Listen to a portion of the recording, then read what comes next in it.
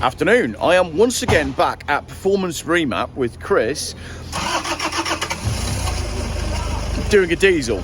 Now, normally I've got a Volvo or a Saab or something interesting, but I bought a car for the John O'Groats to Land's End Challenge and it's already broken. So I went on eBay the other night and I've got a bookmark saved on my computer, and it's eBay auction ending soon, less than 1,500 quid. And sometimes you find absolute gems for no money, and that's what this is. I've had it about 24 hours and I blooming love it. What we're going to do is we're going to put it on the dyno. We're going to get a baseline for how it's running. Then I'm going to use the fuel catalyst that we talked about in a video the other day, and then we'll bring it back in a few thousand miles and see if anything has changed. You're going to laugh when you see this vehicle though. It's actually the perfect car. Let's go inside. So if you're new to the channel, do click like and subscribe and all that stuff. Performance Remap are based down in Gloucester, and Chris does, well, I've done a lot of stuff with Chris on the channel, and we can basically put the car on his rollers, which are here, and we can find out exactly how much power it's got. And then Chris does a lot of remapping and all that sort of stuff. Does a lot with Volkswagen diesels, T4s, T5s, BMW 1 Series diesels, Audis, that sort of thing. But today we've got something a little bit special and a little bit JDM. Yep, it's got a TRD badge on it. I've gone and bought a Toyota Previa. Now, I've got a bit of a soft spot for people carriers, especially people carriers from the early 2000s. And this one popped up on eBay. I put a cheeky bid on it, and I only went and won it. And I've actually kind of fallen in love with it already, because it makes a lot of sense as a car. So it's full leather, it's twin sunroof, 7 seats, absolutely huge. Funky stereo that plays music directly off my iPod Shuffle, so there's no Bluetooth, there's no connectivity, there's no Spotify, that just works. It's a 2-litre diesel, so it should do 40 odd miles to the gallon, and it's dead comfortable. So we're going to use this for a European road trip. Look at this, I paid less than £1,000 for it. So we're going to find out how much power it's got. We're going to lose the rear seats, we're going to lose the middle seat, and then we're going to load it up and do a road trip in the coming weeks and months. And yes, the motorhome's going to be involved as well. So, all right, Chris? Yeah. What do you reckon? Never ever had one of these in here. Ever. It's a first. So it is a first. Exciting. So we reckon it should be pushing 114. 114 it's meant to be. Yeah. We'll see what it does. And then what we'll do is we'll drop the fuel. I'll put the fuel catalysts in it later today, get a few thousand miles under my belt, and then we'll bring it back and see if it's any different. Yeah. So, I mean, it doesn't really matter what car I use for that. So that's why I thought, well, we'll use the Previa, because then we've got the fuel catalyst thing. Yeah. So that's all good. How are you anyway? You good? You've been busy? I'm all right, busy. Got anything exciting busy in lately? Normal sort of stuff, really. Yeah. Yeah. VWs, BMWs, Audis. BMWs, Alfa Romeo yesterday. Oh, yeah. Alfa Romeo Giulia. Yeah. Diesel, petrol? 2.2 diesel. Yeah. What were your results on that one then? It went from 180-ish to approximately 230-ish. Oh, that's really good. Yeah, it's nice. So what does it cost to have that done then, if people are watching? 375. Yeah. Yeah. That's not bad per horsepower, is it? No, it's good. Yeah, it's good. Also, I'm going to drop you in it now. Yeah. You got a new car, haven't you? I have, yeah. So Chris drives Range Rovers. Yeah. Love Range Rovers. So what have you got now? A Tesla Model Y. It's unbelievable. You need to explain yourself. Yeah. I've always been pretty anti-EV, especially doing what I'm doing. Yeah. But a mate of mine brought one and kept going on about how good they are. And then I kept seeing the Tesla Model Y is the best selling car in the world last year. It must be all right. Yeah. If everyone's buying one. So I took a punt and bought one. Yeah. And day-to-day car around town, probably the best I've had, to be fair. Shocking. Really, really easy to live with. And a lot cheaper than your Range Rover. And a lot cheaper. Yeah. Wow. And how do you, like, there's a part of me that just wants to chop your head off now. Yeah. But I get it. Yeah. Like, they do make sense. Yeah. And it's, look how easily it's swung you. I just wanted to try it. Yeah. Because, you know, for years and years I've been like, I hate EVs, I've never had one. I thought, let's just try one. And to live with day to day, it's so easy. But I suppose for you as well, yeah. Charging point installed at home. Yeah. Don't need to charge it at work because you live close by. Yeah. And do you use it for your long distance trips? I've used it for a couple of long distance trips. Yeah. And it's been pretty simple. I do a lot of walking, as you know. Yeah. So going up to Snowdonia, Yeah. you can't get there and back on a charge. Right. But I can't get there and back on a tank in the Range Rover. And Snowdonia from here, you'd probably have a coffee stop anyway, I suppose. Exactly. So I normally leave about 3 in the morning. Yeah. And I always stop at Telford Services. Yeah. Because you want to get past Birmingham before there's any traffic. You want to get past Birmingham before you do anything. Telford, I want to get a coffee, grab a sandwich to eat while I'm walking, Yeah. and have a pee. So I stop there, plug the car into a Tesla supercharger, on charge for about 7-8 minutes, drove to Snowdon, did me walking for the day, and on the way back stopped at Telford. I think I stopped for about 5-6 minutes. Wow. And then home. So it wasn't difficult. Yep. And I think that journey cost me about 14-15 quid in electric. Yeah. Whereas in the Range Rover that would be about 200 quid in fuel. Yeah. And it's probably similar to what it would be in a sensible diesel, but you're not really a sensible diesel sort of person. That's the thing, I don't like sensible diesels. It's not my thing anymore. You're a 9 mile per gallon Range Rover kind of person. In a sensible diesel, you could probably have done it for about 30 quid. Yeah. Yeah. Yeah. Oh, interesting. Yeah. So that's the last time we see Chris on the channel. Overall, it's still cheaper to get a sensible old diesel. Yeah. Yeah. Yeah. But the depreciation on them as well. I mean, what did you pay for it? 22,000. Yeah. They're about 60 new. Yeah. So it's just, they plummeted, so it looked like it's a lot of car and a lot of tech for the money, isn't it? But they do cost money. They do. I got a stone chip in the windscreen. Oh yeah, go on then. How much was your windscreen? Cracked the windscreen. Yeah. 1,760 quid. You are kidding me. No, I'm not. That's 2 of these. I know. Whole cars. Yes. Yeah. Okay. So that's where you get stung then. Yeah. Well, they're disposable now, aren't they? That's the thing. Yeah. They are kind of throwaway. Yeah. You know. I was flabbergasted when I rang up Auto Glass. Yeah. I think they initially said it was just over 2,000 quid. Yeah. I don't know why. I thought last time I bought a windscreen was 2002. Yeah. I think it was about 220 quid. Yeah. So I thought it might be 400-500. When she was talking 2 grand, I thought I'm gonna have to ring you back.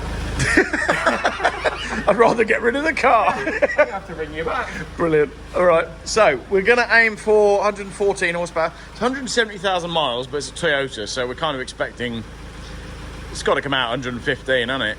I reckon it's going to be higher. Do you? I do. Is that because of the TRD badge on the back? Yes.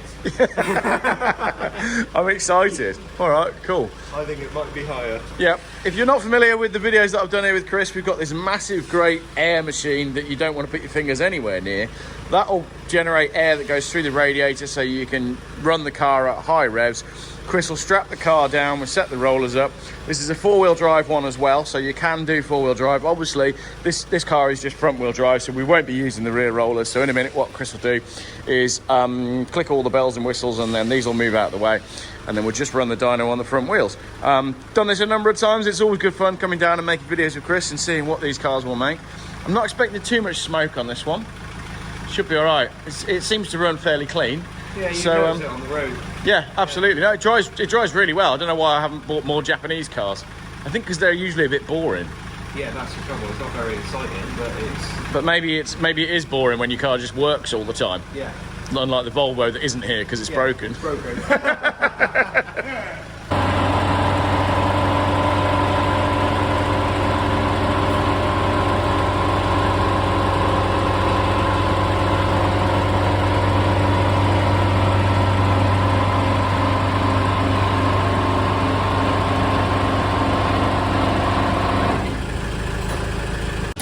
From when I come down to see Chris, we always do the best chat off camera, don't we? But we're just saying about how this is how they get you. So you got no car key. Car key. Just it's your phone or your watch. Yeah. Doesn't really matter which. Or your digital chip that's in the side of your head. You can set it so in the morning you come out to it at 7:30 and it's at the right temperature and all defrosted. Yep. In the summer you can think, I'm going to the supermarket in a minute. Boiling up, you don't want to get in a hot car, press a button on your phone and you get in and it's like 10 degrees inside. They've sold it you on the convenience, that's it. Convenient. It's convenient. Like digital ID, that'd be convenient, wouldn't it? It'll be convenient. But it's convenient, but it's... Yeah. I don't know, it's more like a transportation device rather than a car that you really, really love. Yeah, there's no passion for it, whereas you do love that Range Rover. I love the Range Rover. Yeah. Yeah. Brilliant. Yeah. Got some muck in my headlights here, so I'm open to suggestions. on that. There's obviously leaking in somewhere, aren't they? Something's growing there. Definitely leaking in there. They're not cheap, these headlights as well. I was looking at some parts last night. Yeah, no headlights are cheap anymore. It's not what I learned yesterday. Yeah. You know the age of Mercedes that I love, which is this sort of age, 2004. Yeah. I didn't realise that all the C classes, they are, when they drop down to like what I'd call the Geoff price, 1,500 quid. Yeah. They're being bought by people who sell the engine to people to put them in sprinters, and the headlights, and scrap the rest. Yeah. So I'm wondering why I can't find any cheap Mercedes. It's because I want to buy them for 1,500 quid, but the engine's worth 1,800 quid, the headlights are worth 200 quid, and then there's 200 quid scrap. Worth more money in bits. So you can't buy a Mercedes for 1,500 quid with I think it's the 2.1 or 2.2 diesel engine. They go in sprinters because all the sprinters are knackered because they've all done 300,000 miles. Yeah. That's why you can't find cheap Mercedes. But that engine's a good engine. It goes on and on and on and on. Yeah, absolutely. Yeah. All those sprinters that started out as Amazon vans. Yeah. That's it's got some moisture in it. That's caused it's got a leak somewhere, isn't it? Yes. You can it must do. Can you? Yeah. They're really difficult to split though, aren't they? Yeah, but I've got a mate who does it. Yeah. He takes headlights apart on nice cars where you obviously don't want to spend thousands replacing the light. Yeah. And I think he puts them in the oven for a minute. All right. He's quite clever. He separates them out. And, yeah. You have to put me in touch with him, see if we can get that done. Is the other one just as bad as well, or is it just this one? No, that one's all right. That one's all right, isn't it? Yeah. So we've got this big crack on the bumper there. But overall... It's a minor split. A minor split, yeah. I could probably find a bumper for it, but... paint's gone a little bit on this back panel. But I was messing around with AI last night and telling AI to do me some designs for stickers and stuff. I'll tell you what, this AI thing is worrying because AI can put stickers on a car in seconds, less than seconds. Take me hours on Photoshop. That's the way I would do it, and it just does it. I'll put some examples in this video here of what I was messing around with last night because I sent a picture of my Previa to my brother, and he texted me back and said, well, I'll say it off camera.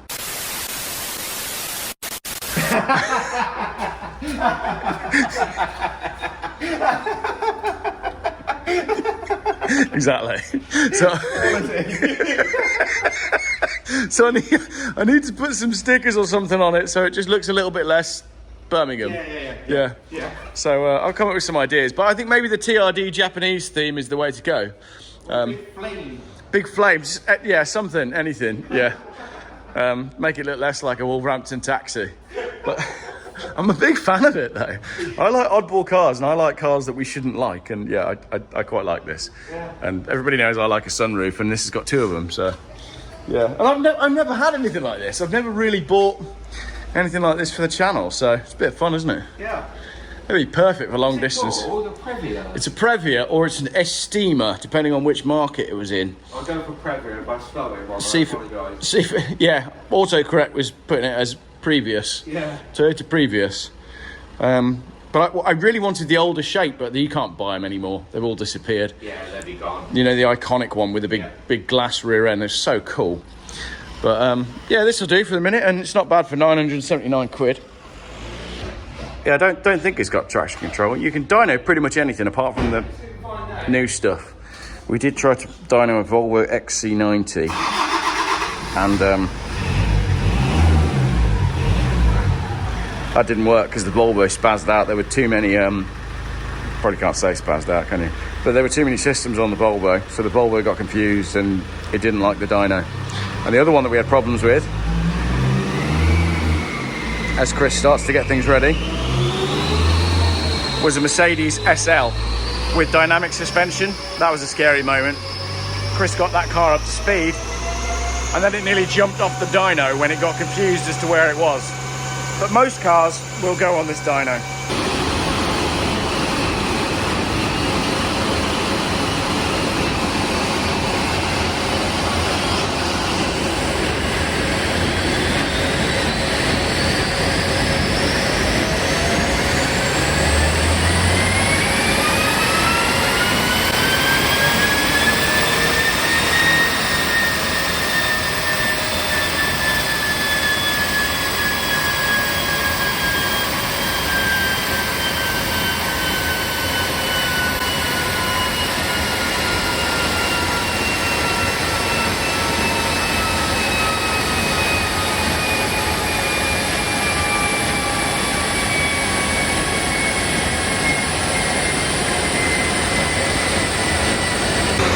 This is the one. I can feel it. This is the one. Come on.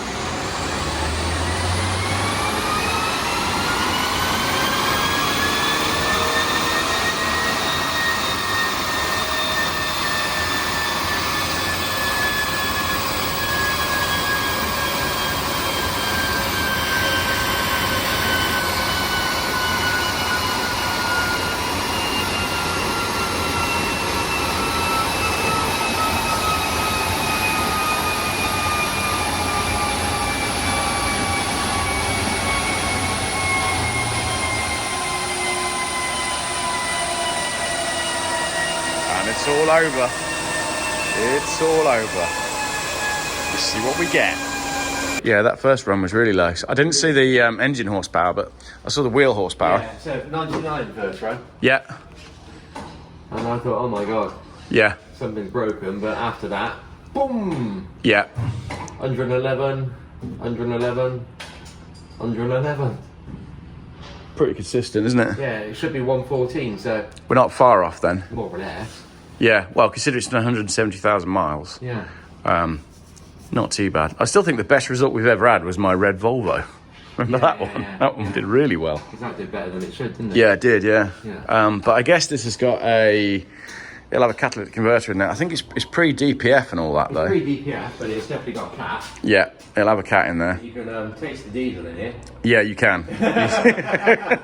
Yeah, you can. Go DPF in it, but You can taste the diesel. Yeah, we did smoke it out a little bit. Yeah.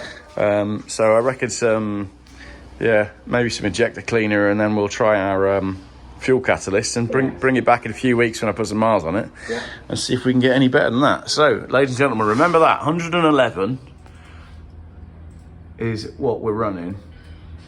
So let's get some miles on the old girl, and then see how she does, and that will be a real good test of the fuel catalyst that's been on the channel the last few days. Interesting. Tell me about the fuel catalyst, Jim. So the fuel catalyst is one of these little products that they've been around since forever. Yeah. And they've basically been silenced. So it's a little thing that you drop in the fuel tank. Yeah. Nobody seems to be able to explain exactly how it works, but it's made of tin, copper and antimony, which is metal of some sort. So you drop these little things in the fuel tank and it does something. Yeah. It does some magic. Yeah. Now, what's really interesting is that's not really a very good sales pitch, because I can say to you, it does something and we don't know what it is. But there's loads of testimonials from people that say that they work fantastically. Yes. What's really interesting is the smear campaign that went against them. Yeah. So the AA turned against them, Rover Group turned against them, Practical Classics turned against them.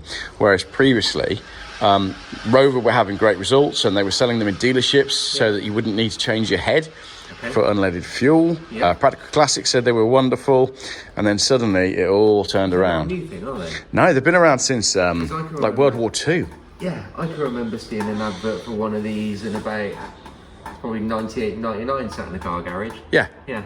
And they're very heavily restricted on what they're allowed to say in their marketing. Yes. So yeah, you would be. Yeah. you can't claim anything. But although I can say to you, I don't know how it works, it's magic. Yeah. The people that are detractors, they've got nothing else to say either.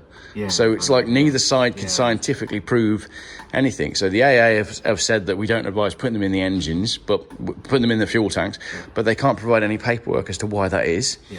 Volvo were alleged to have said we don't recommend that you use them, but then when Volvo approached, they'd never said such a thing. And although Rover said we don't recommend that you use them, there's all letters going back forever from dealers saying these are great and they work. So it's an interesting one. Well, that's the only way to do it, isn't it? You know, this is about as scientific as we can get with it without, you know, trading standards and all that sort of stuff that no one's been able to do or prove.